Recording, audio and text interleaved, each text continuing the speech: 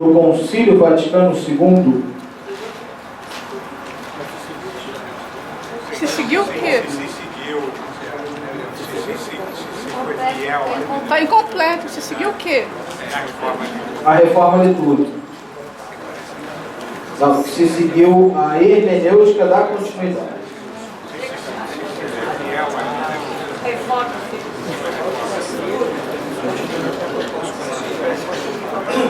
Isso, pode conseguir.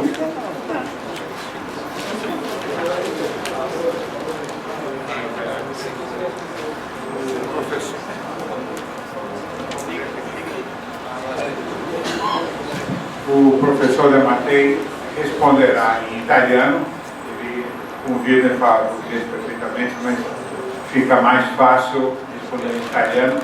E um mau tradutor traduzirá para o português. Queria aqui agradecer a tradução do seu Mário Navarro, coordenador de campanha do Instituto Bíblico Rei de Oliveira, aqui presente conosco. Agradeço desde já a presença e a oportunidade também. Se ho ben capito la domanda, la riforma liturgica è del 1969, quindi è posteriore al Concilio Vaticano II, ma io penso che esista una continuità tra il Concilio Vaticano II e la riforma liturgica e non vedo, ecco, quale sia, diciamo, una ermeneutica della continuità, cioè mi sembra che ci sia una discontinuità liturgica, così come c'è stata una discontinuità storica del Concilio Vaticano II. Se entendi bem a pergunta, trata-se da reforma litúrgica de 1969, foi, portanto, alguns anos depois do concílio.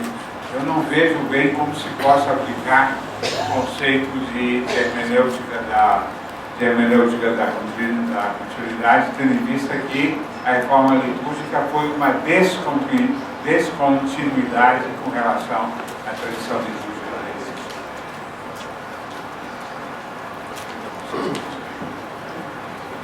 Próxima pergunta.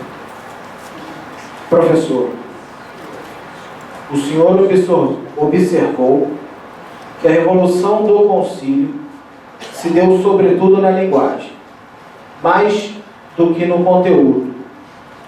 Não pareceria constituir uma exceção o documento conciliar sobre a liberdade religiosa, a Dignitatis Humani? Foi do professor Luiz Astorga. Io non ho detto che non esiste discontinuità nei documenti, ho detto che, voglio dire questo, che la valutazione di una continuità o discontinuità per quanto riguarda i documenti compete al teologo e il teologo evidentemente io ho una opinione personale, quindi a me personalmente sembra che ci sia una discontinuità in questo documento, ma essendo la mia opera di storico io non do dei giudizi, diciamo così, teologici, affermo che il Vaticano II è stata una rivoluzione storica che comprende anche i documenti ma che non si limita ai documenti. Questo è un punto importante su cui vorrei dire una parola, diciamo, di più. C'è una differenza di fondo, non so se... É melhor traduzir um pouco. Eu não disse que não houve uma descontinuidade nos documentos. Eu disse que isso precisava ser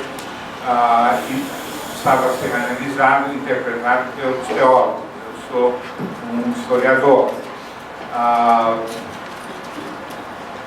Sì, un punto importante è questo, che come metodo, il metodo del teologo è diverso dal metodo dello storico. O método do teólogo é diferente do método do historiador. Il teologo si caratterizza per la sua capacità di distinguere e di precisare, e quindi deve fare un'analisi molto sottile, per esempio quando analizza i documenti per capire qual è il grado di autorità di questi documenti, se vi è un errore. Quindi la caratteristica del teologo è una grande capacità di cogliere, di comprendere le differenze.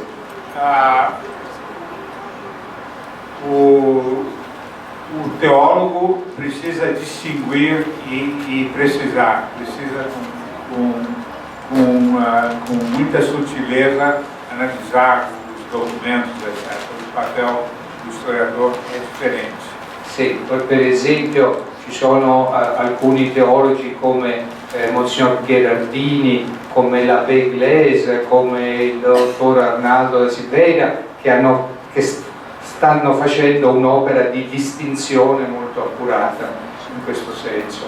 Sim, há teólogos como Monsignor Gherardini, como Glaise, che è un Arnaldo Xavier da Silveira, etc., que fazem essas distinções, essas julgamentos di valore. Invece lo storico cerca il momento unitario, l'essenza, cioè non cerca di distinguere, ma cerca di vedere in un evento qual è la sua, diciamo, essenza. Quindi o historiador procura um momento unitário, procura a essência do evento que está analisando. In questo senso io dico che l'essenza storica del Concilio Vaticano II è una essenza rivoluzionaria. E nesse sentido eu disse que a essência do Concílio Vaticano é uma essência revolucionária.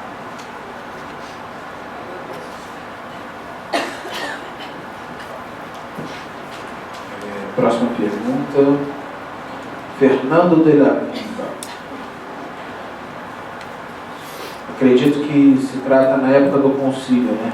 Sobre qual a posição de Karol Wojtyła nesta conjuntura.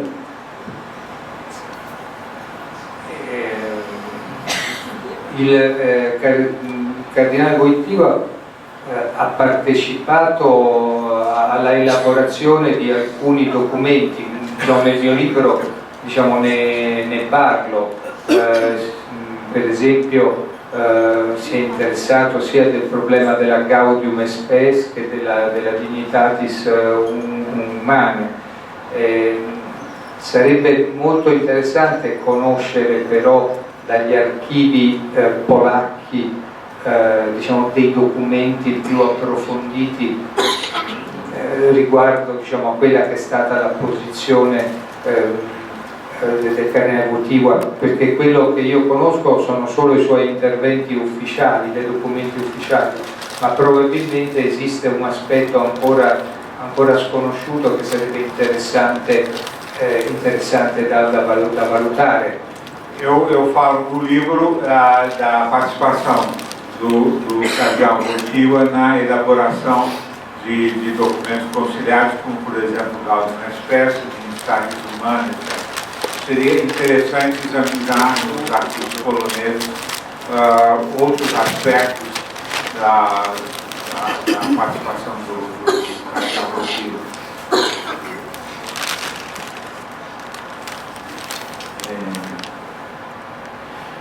Como o senhor vê a renúncia do Papa Bento XVI e a ascensão do Papa Francisco no contexto pós-Vaticano II?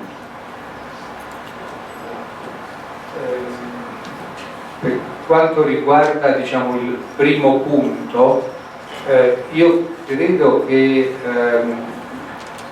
è molto, cioè l'applicazione di Benedetto XVI, che è molto importante, un discorso che è l'ultimo discorso di Benedetto XVI, che ha fatto il 14 febbraio al clero romano, 3 giorni dopo l'annuncio dell'abdicazione, e che era un discorso tutto dedicato al Concilio Vaticano II.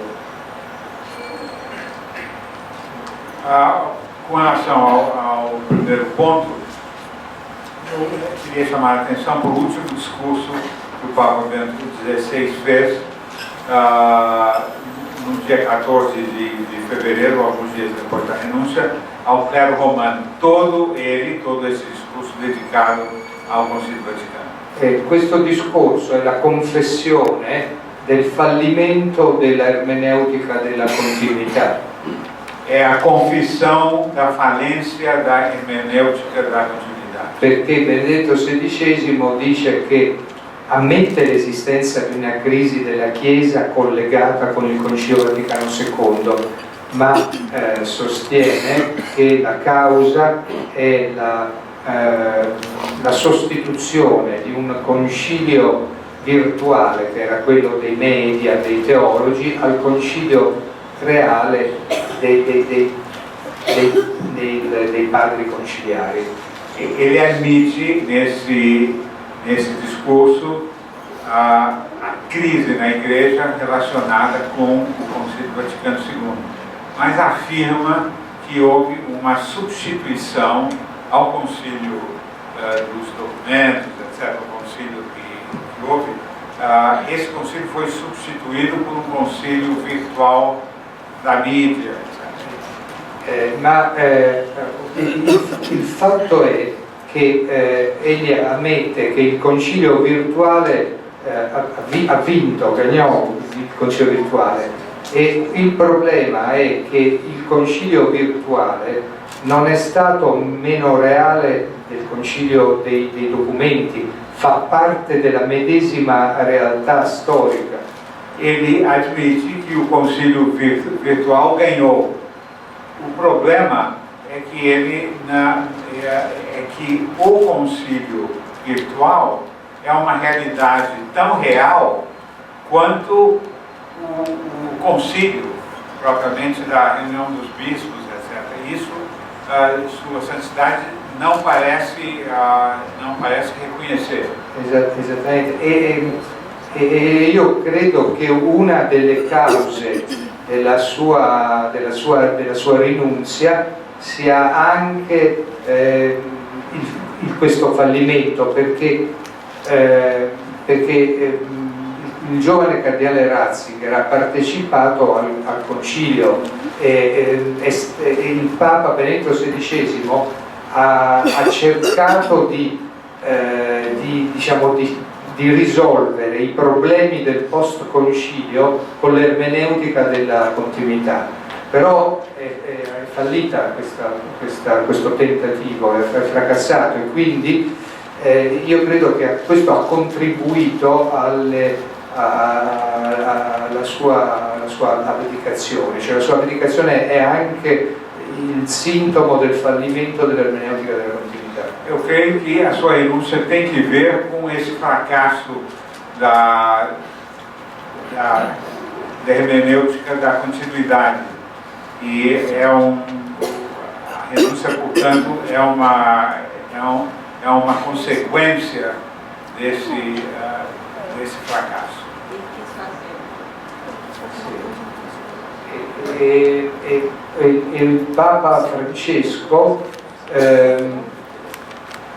Il Papa Francesco va al di là della discussione ermeneutica della continuità o della non continuità, perché questa discussione è una discussione ermeneutica.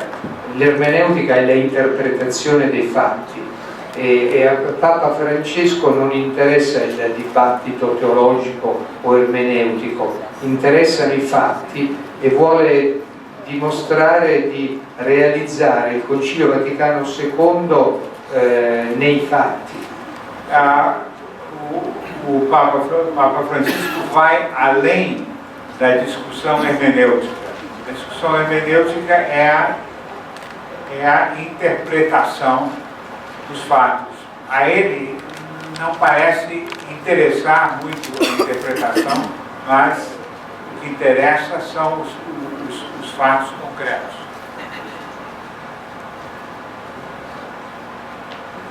Professor De Mattei, o que podemos esperar diante de tudo que estamos vendo do Santo Padre Francisco?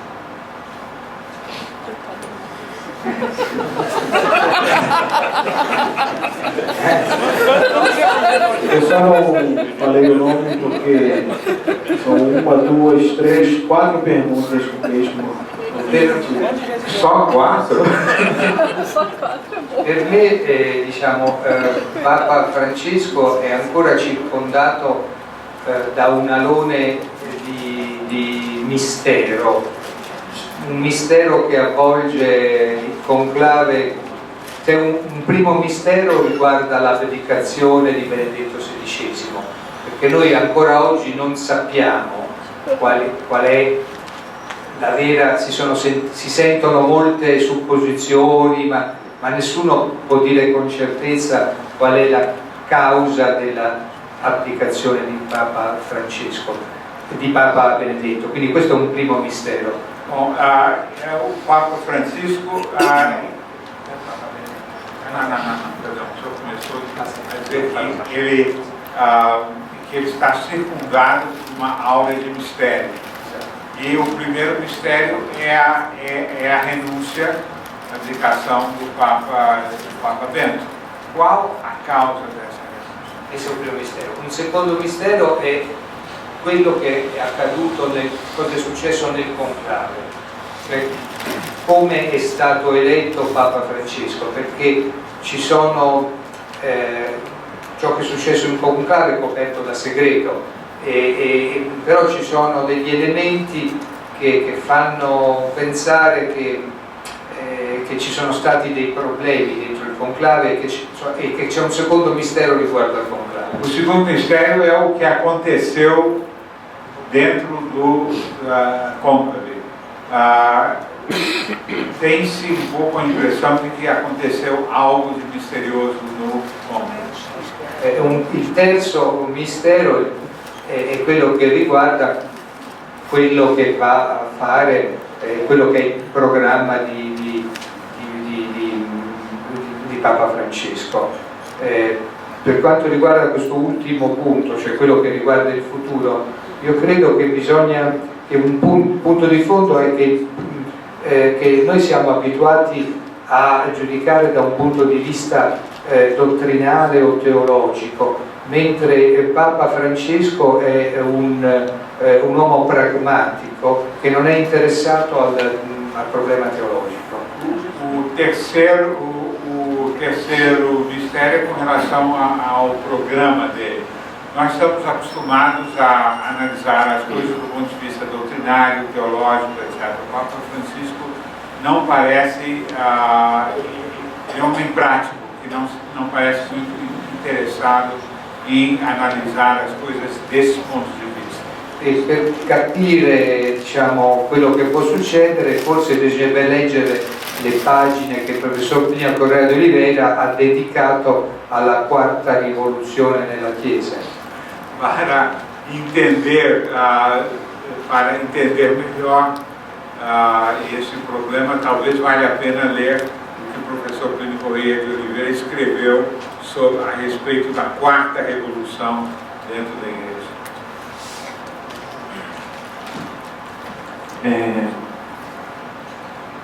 É notório a decadência que se encontra na igreja pós-conciliar. Primeira questão, professor. Você verifica pontos positivos do Concílio Vaticano II? Segunda questão. Que atitudes práticas tomar diante do atual quadro, nós como fiéis e também dos sacerdotes? Perdão, qual é a primeira parte? Você verifica, você identifica algum fruto no Concílio Vaticano II? Algum fruto positivo no Vaticano II? Io penso che non è molto interessante sapere se ci sono degli elementi positivi o negativi, perché dal punto di vista storico, essendo un giudizio globalmente negativo, diciamo, gli eventuali elementi positivi possono rendere anche più avvelenato il frutto. Non è molto secondo me importante. Não me parece interessante saber se há elementos positivos ou negativos, etc., porque como o juízo sobre o concílio é globalmente negativo, o juízo do professor, se há elementos positivos, isso torna o fruto ainda mais venenoso. Sottolineo che è il giudizio storico sull'evento, quello globalmente negativo. Eu ressalto que se trata de um juízo histórico, global sobre o concílio. D'altra parte, dal punto di una certa discussione teologica, per esempio relativa, non so, per quanto riguarda la dichiarazione di dignitatis umane, per sapere se è un documento in continuità o in discontinuità con la dottrina della Chiesa. È una discussione teologica interessante, ma non troppo, in questo senso che ciò che a me interessa sapere è sul punto del rapporto tra la Chiesa e lo Stato, della libertà interna o esterna, qual è la posizione oggi nella Chiesa, cioè chi è favorevole a quello? Sim, por outro lado, uma certa discussão teológica a respeito de dignidades humanas, sobre a liberdade humana, tal, se está em continuidade ou em descontinuidade com os documentos anteriores do magistério, é interessante, mas não troco, porque a pergunta a se fazer é qual é o estado hoje, o que a Igreja concretamente tem feito hoje a respeito desse problema. Sim.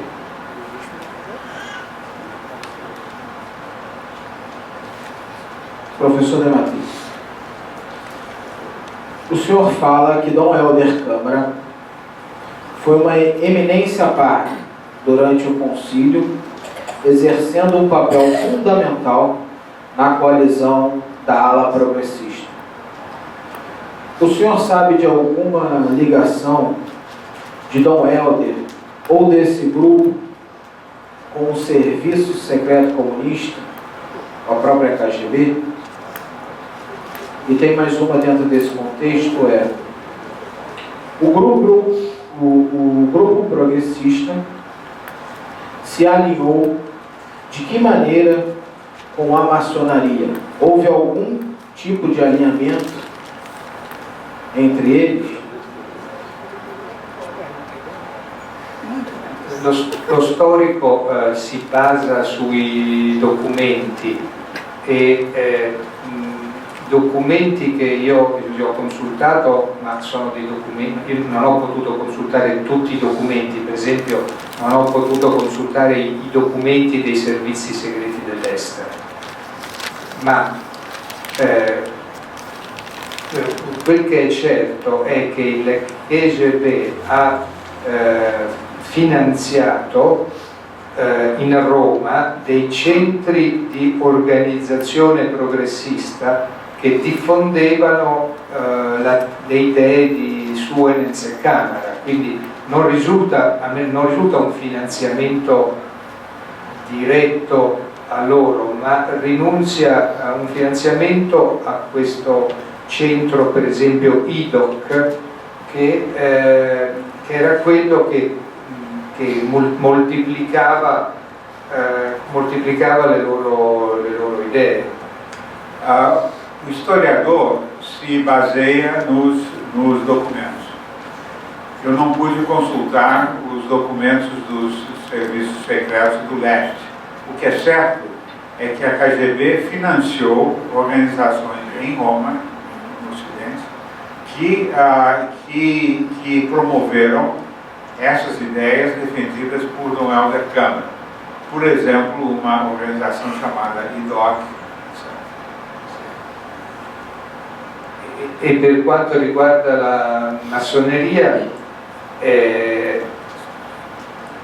molto difficile provare se una persona o un'altra è affiliata alla massoneria, perché questo era possibile nell'Ottocento, all'epoca del padre Barruel o di altri, perché in quel momento vi erano degli stati cattolici che avevano dei servizi di informazione orientati al bene, che potevano scoprire queste cose, ma oggi noi non abbiamo degli strumenti di informazione sufficienti.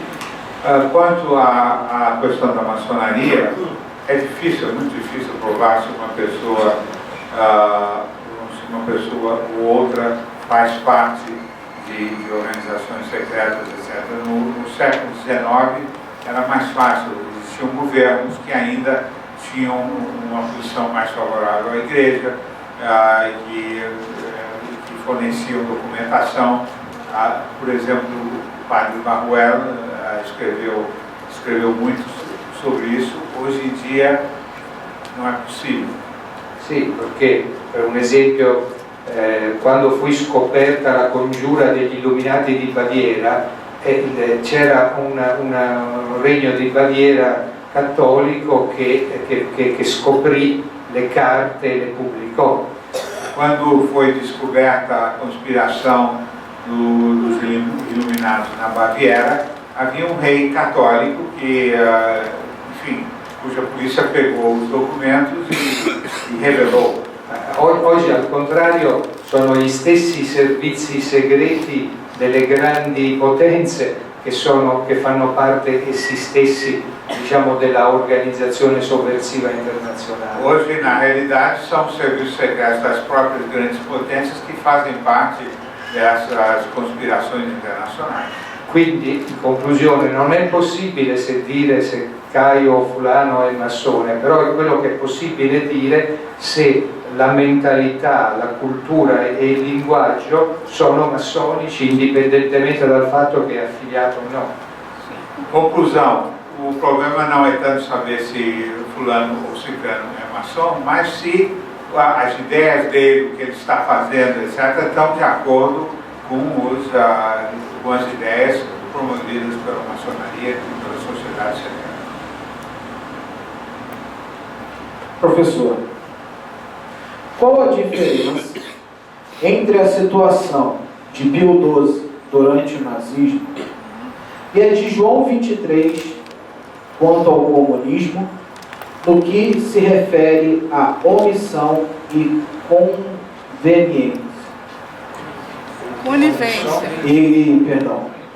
E convivência. Conivência. Guaraci de Castro. Desculpa, professor. Quer que repita? Sì.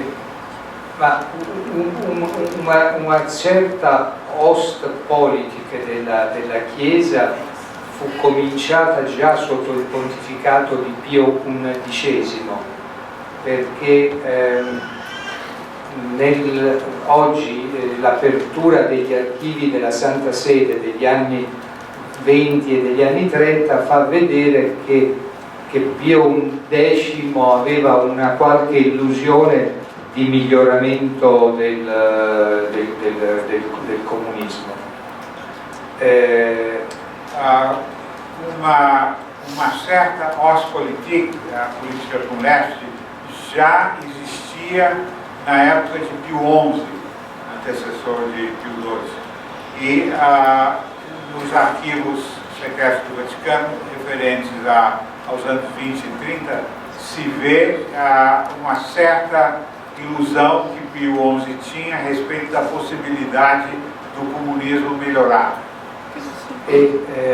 Ma alla fine del suo pontificato Pio XI vide, misurò il fallimento di questa politica e fece due encicliche, Vita prendendo Sorge contro il nazismo e Divini Redemptoris contro il comunismo, che costituiscono due elementi dottrinali che caratterizzano sia il pontificato di Pio XI che quello di Pio XII, perché Pio XII, Cardinale Pacelli, era il suo segretario di Stato.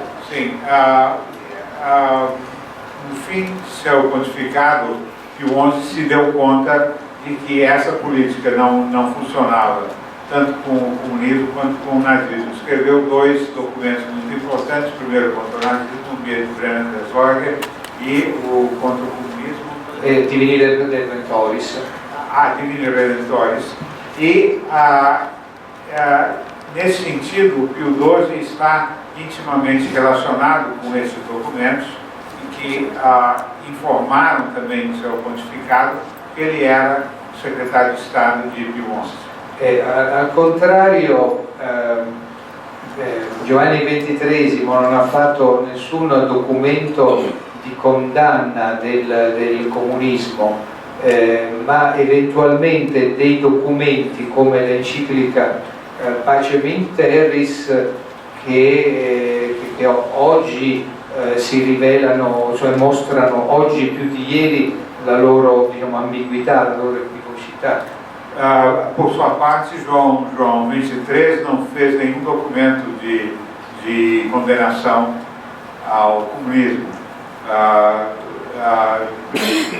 A encíclica Pacem in Terris teve muita divulgação na época, é um documento ambíguo em muitos sentidos. E ancora Pio XII ha incoraggiato, anzi ha fatto cardinali, il cardinale Flauber, ha incoraggiato von Galen, cioè i vescovi tedeschi che hanno resistito al nazismo sono stati incoraggiati da Pio XII nella loro resistenza al nazismo, mentre non sotto Giovanni XXIII ma sotto Paolo VI il cardinale Minzenti è stato rimosso da Paolo VI in continuità con la politica di Giovanni XXIII, quindi anche nelle conseguenze pratiche c'è questa discontinuità.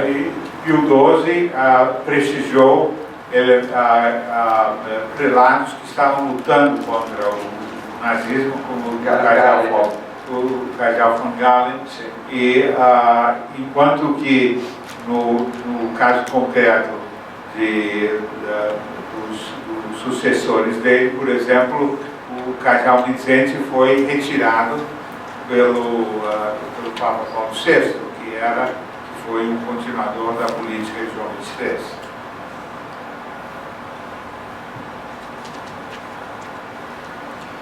Professor Dematei, como o senhor observa os três grandes investidores do poder global, islamismo, capitalismo e comunismo, para a destruição da Igreja Católica?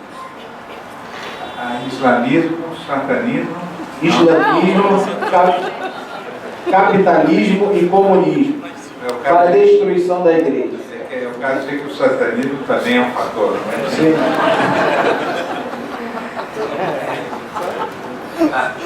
Io credo che oggi dia la Chiesa Cattolica ha un nemico esterno molto grande che è l'islamismo. Mi riferisco soprattutto, evidentemente qua la situazione in America Latina è differente, ma mi riferisco soprattutto alla situazione dell'Europa. Quindi questo è primo nemico molto grande. Hoje a igreja tem um inimigo externo muito perigoso, que é o islamismo. Isso se sente muito mais na Europa do que na América Latina, mas essa è a realtà. Poi c'è un secondo nemico che è in un certo senso più insidioso, che è il relativismo culturale e morale. Há um segundo inimigo, em certo sentido, é mais insidioso, que é o relativismo cultural. Che apre la strada all'islamismo perché distrugge la autodifesa dell'Occidente. Que abre o caminho para o islamismo porque destrói a autodefesa do Ocidente. E oggi questo relativismo sta diventando anche una dittatura del relativismo. Esse relativismo está transformando numa ditadura do relativismo.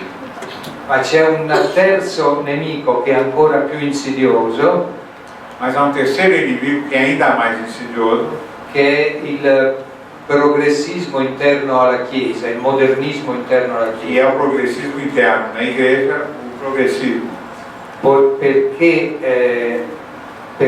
Perché di fronte ai due nemici, il relativismo e l'Islam, la Chiesa potrebbe opporre la forza del suo magistero, della sua tradizione, ma questo viene impedito dal progressismo che occupa la Chiesa dall'interno.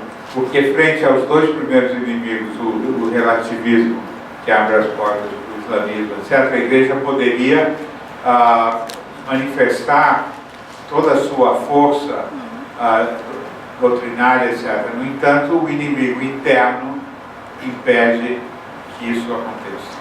Preferisco non usare il termine capitalismo perché mi sembrerebbe di ridurre il problema a una dimensione economica. Eu prefiro não usar a expressão capitalismo porque pareceria reduzir o problema a uma dimensão econômica. È meglio usare il termine relativismo perché è un termine più ampio, perché ha una dimensione filosofica e culturale e morale. Eu prefiro usar a expressão relativismo porque tem uma dimensão mais ampla, Sì, culturale, cultural, filosófica, etc.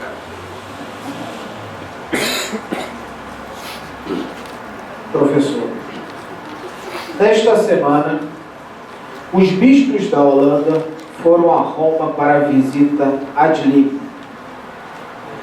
Entre os temas tratados com o Papa Francisco estavam como avançar no fechamento de 2/3 das 1.500 igrejas católicas do país por falta de fiéis.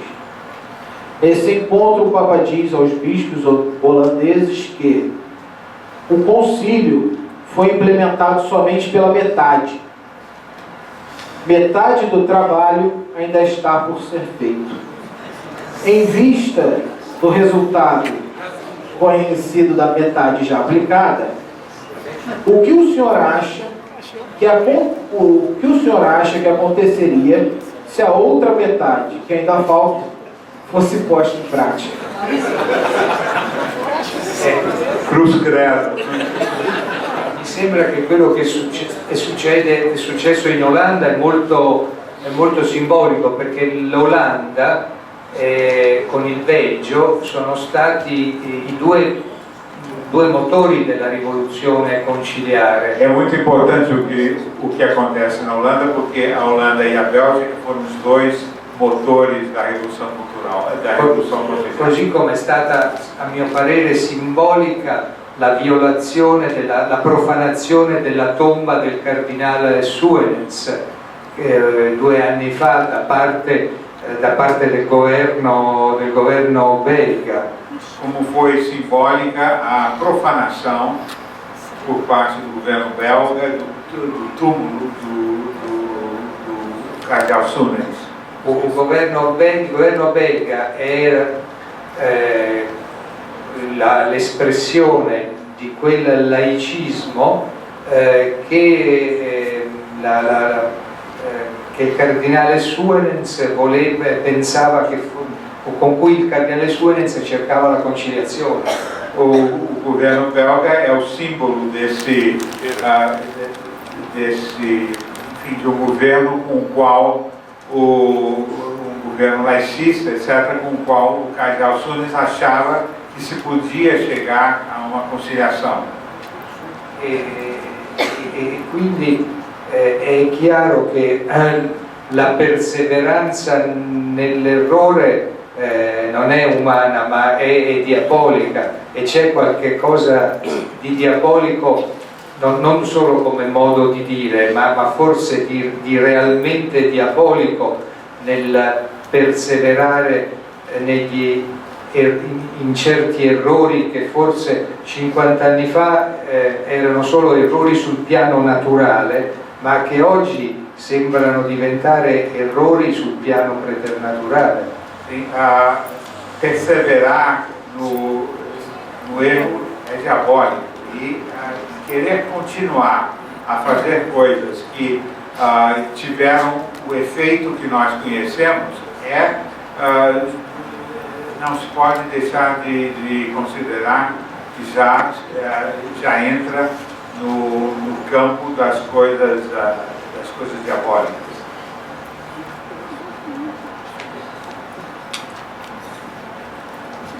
Professor, nesta semana celebrou-se o 50º aniversário da aprovação da Constituição Conciliar, Sacrosanctum Concilium, sobre a liturgia. Esse documento é invocado tanto pelos progressistas para justificar a Missa Nova, Missa de Paulo VI, quanto pelos conservadores para criticá-la. Que avaliação o senhor faz, como historiador, desse documento e dos debates que houve no concílio a respeito do latim e da missa? Questo documento già apre una breccia, perché conferisce alle conferenze episcopali in alcuni casi la possibilità di mutare la lingua latina in quella volgare. Certamente quello che è successo dopo va molto al di là, ma io penso che le idee hanno una logica ferrea e che già la Sacrosanctum Concilium contiene in nuce alcuni errori successivi. Esse documento Sacrosanctum Concilium abre uma brecha, porque confere às conferências episcopais a possibilidade de mudar a língua do latim para as línguas vulgares.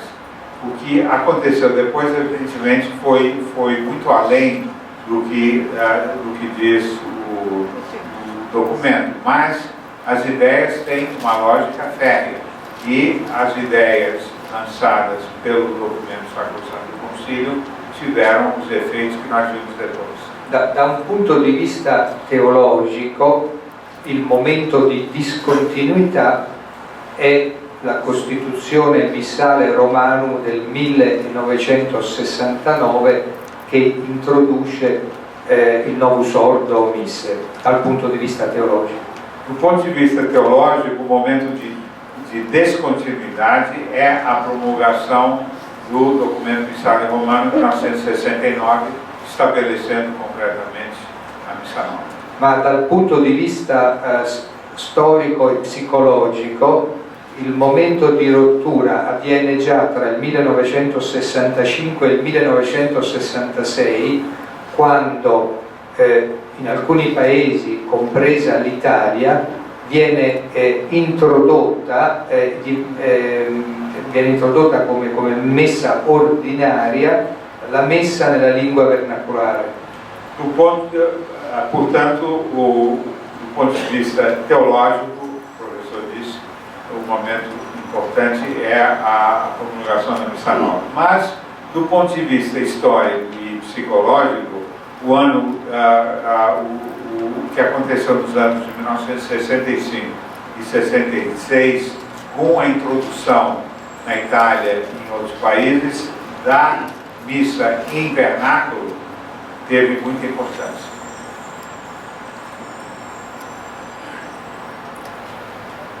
Professor Dematei, eu sei que o senhor não é um teólogo e sim historiador, mas diante de sua obra, fiquei muito curioso.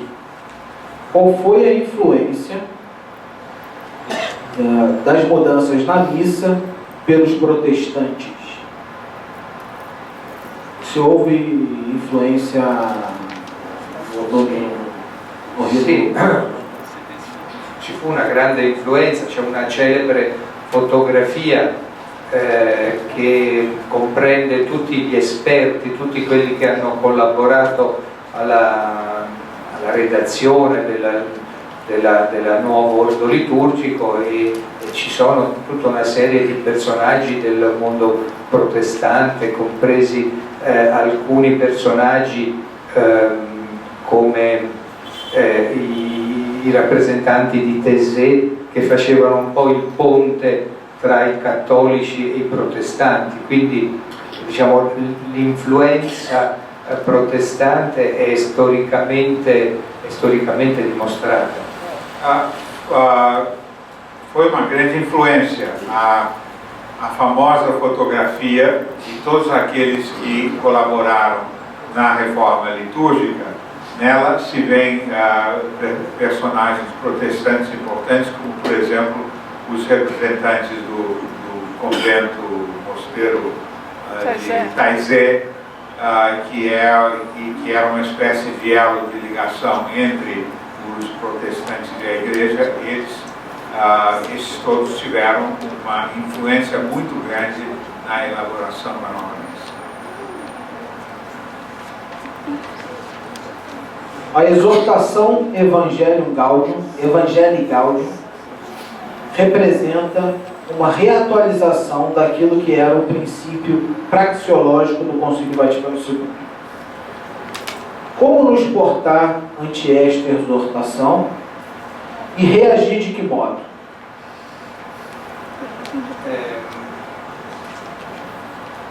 Tra le cose che mi hanno colpito di questo documento è il fatto che, sono molte cose, ma una che il Papa riprende la frase di Giovanni XXIII, il quale, aprendo il concilio nel 1959, condannò quelli che chiamava i profeti di sventura. Però io dico che se negli anni 60 era, non dico giustificabile, ma diciamo comprensibile in un certo contesto storico, questo ottimismo, che non era un ottimismo teologico, era un ottimismo diciamo naturale, politico, ma si basava su quella che sembrava la situazione ottimistica dell'epoca. E oggi, di fronte a un mondo in rovine, in cui non c'è nella vita delle singole persone, nella vita dei popoli, nella vita della Chiesa, non c'è nessun segno di ottimismo, ma c'è anzi caos, sfiducia, disperazione. Riproporre quella frase oggi mi sembra quasi una provocazione. Entre as coisas que me chamaram mais a atenção no documento, e muitas coisas me chamaram a atenção, mas entre as que chamaram mais a atenção foi a repetição pelo Papa Francisco da frase de João 23 na abertura do concílio, em que ele critica os profetas de calamidade. Na época, digamos, eu não justifico o fato de ter dito isso, etc., mas na época se entendia mais o otimismo do que hoje. Era um período em que havia progresso, otimismo, presidente Sì, Kennedy, na Italia por c'era exemplo, un miracolo econômico. e o milagre econômico na Itália, etc. Agora, hoje em dia, no mundo em ruínas, em caos, em que não há absolutamente nada que possa inspirar o otimismo, essa repetição me parece uma provocação. Per rispondere all'ultima parte della domanda, che fare? Il programma del pontificato di Papa Francesco non è un programma ideologico, egli è un uomo della prassi, cioè che incarna una certa filosofia della prassi. Io credo che noi dobbiamo essere soprattutto uomini di principi, uomini di verità, uomini di idee,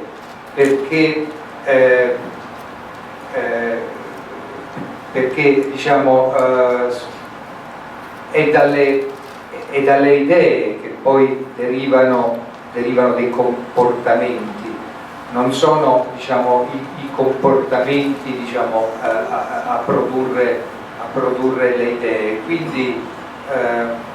Quindi da una parte vedo il nostro cristianesimo vissuto nel senso che parte da principi e idee che poi devono essere però vissuti, perché secondo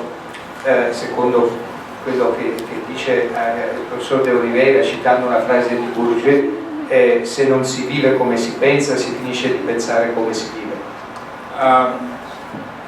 Bom, sobre a segunda parte da pergunta, que era o que fazer, não se trata de o que o Papa Francisco tem, não é um programa ideológico. Ele é um homem que encarna a prática.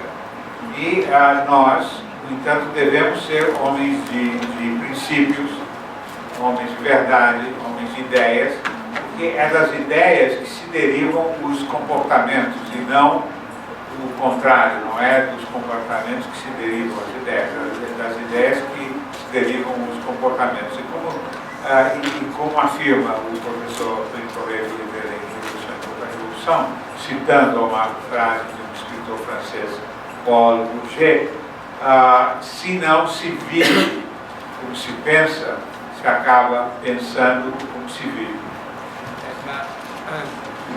Vorrei aggiungere, diciamo, un punto. C'è un libro inglese che sicuramente Mario conosce, che ha questo titolo, Ideas have Consequences.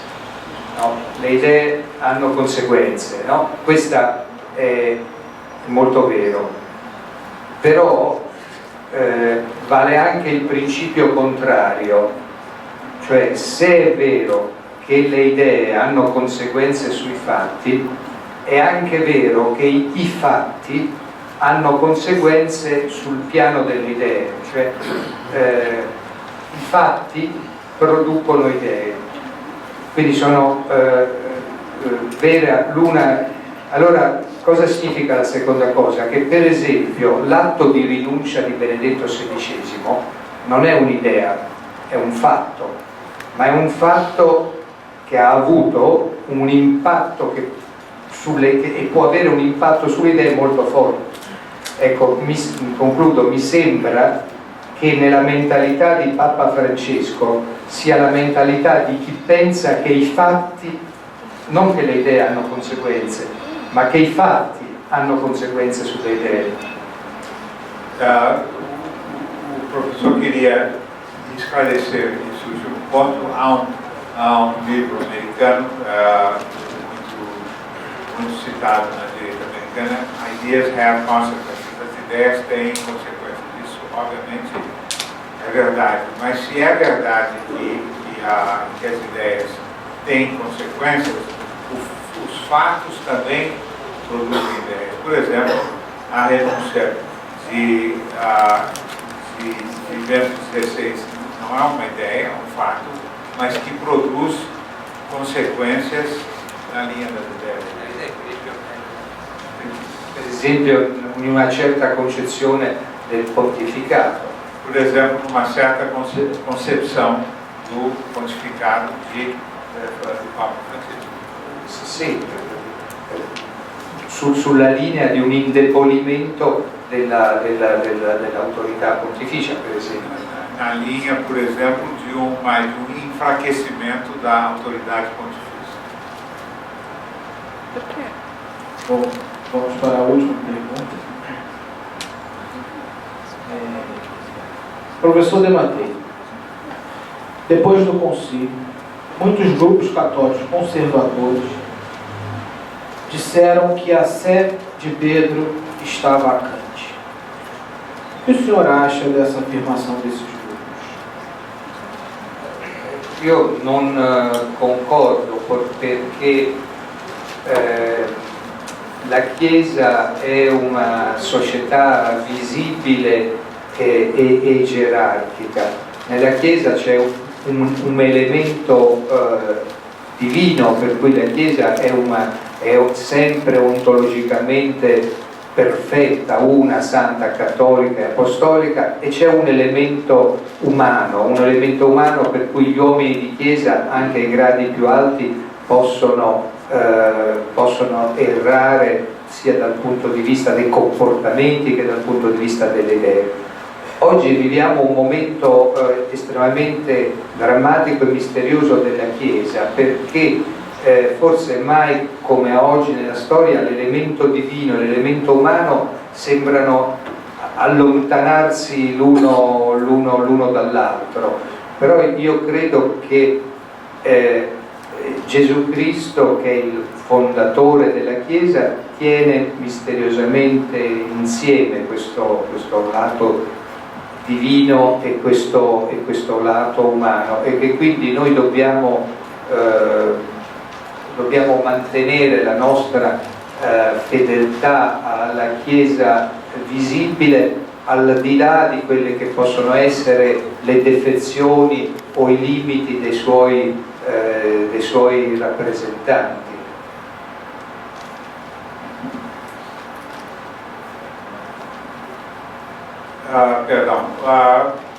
Eu não concordo com a afirmação de que a Sé está vacante, porque a Igreja é uma sociedade visível e hierárquica. Ela é uma santa, católica, apostólica e romana, mas evidentemente tem também um elemento humano. Nós vivemos um momento dramático e misterioso da Igreja, em que pareceria que o elemento divino da Igreja e o elemento humano se afastam um do outro. Ora, nosso Senhor Jesus Cristo tem em si os dois aspectos, o divino e o humano. Nós devemos manter a nossa fidelidade a Ele e, através dessa fidelidade, a fidelidade à Igreja visível, apesar das limitações e dos problemas humanos que possam existir na Igreja.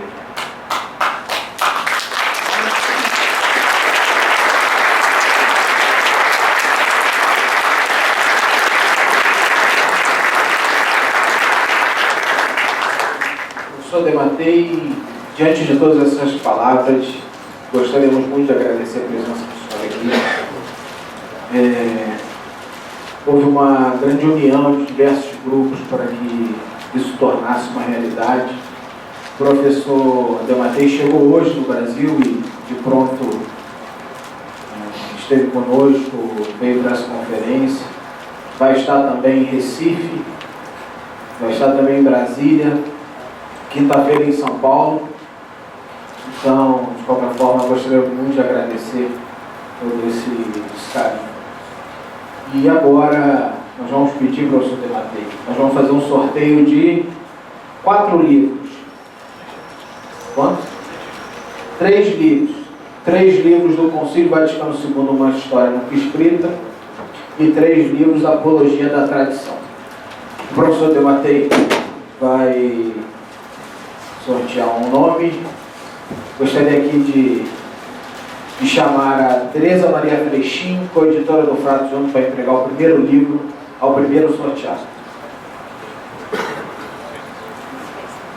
O professor Dematei vai tirar o nome.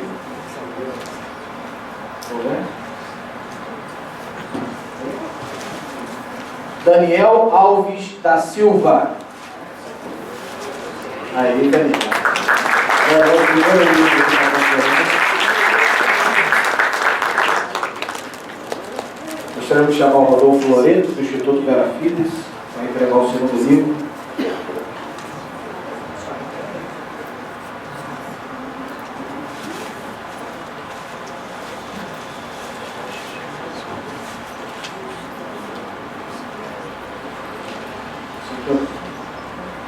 Lisomar Lustosa.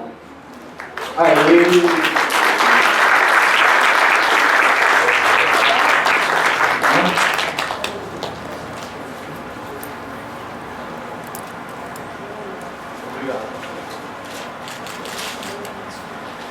Agora o.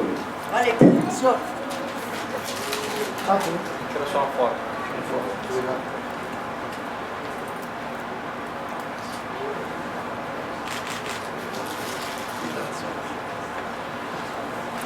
O terceiro sorteado vai ter a honra de receber o livro do nosso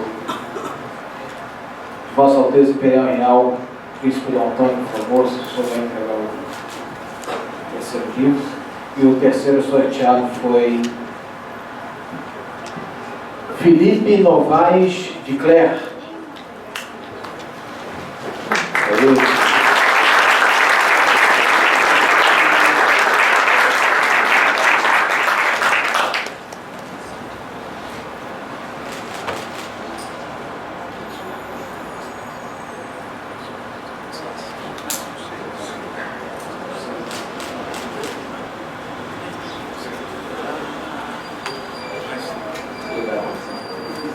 Agora vamos sortear 3 livros, Apologia da Tradição.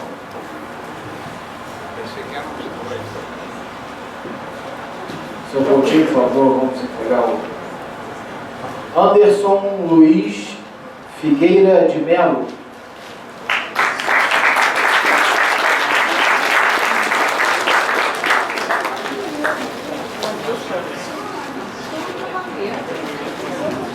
Vamos lá, foto.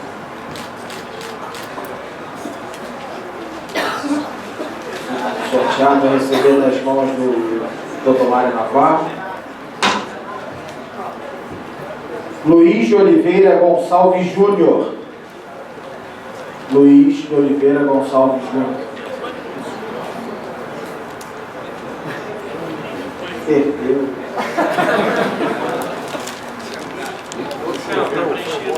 Tá, vai ser mandado para o outro. Então não perdeu a oportunidade.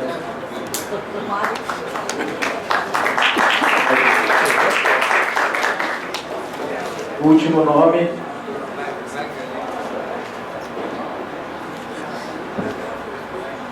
Professor Dematei, por favor. O último vai ter a honra. Rafael Gato. Bom,